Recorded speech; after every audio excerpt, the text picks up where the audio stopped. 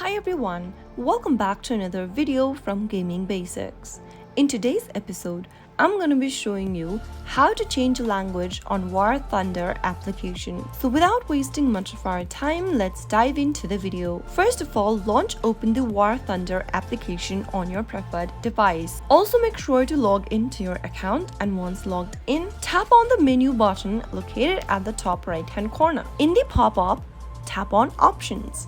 Now from the left inside menu, tap Language and then go to the Interface Language option at the top. Select one of the languages you would like to change to for your display, and you can now see that you have successfully changed your display language within the application. You can always come back to this page and then select the language of your preference, change it to something else anytime you wish. So that's how easily you can change your display language setting on War Thunder. If you found the video to be helpful, go ahead and give us a thumbs up. Don't forget to subscribe to our channel by hitting the subscribe button.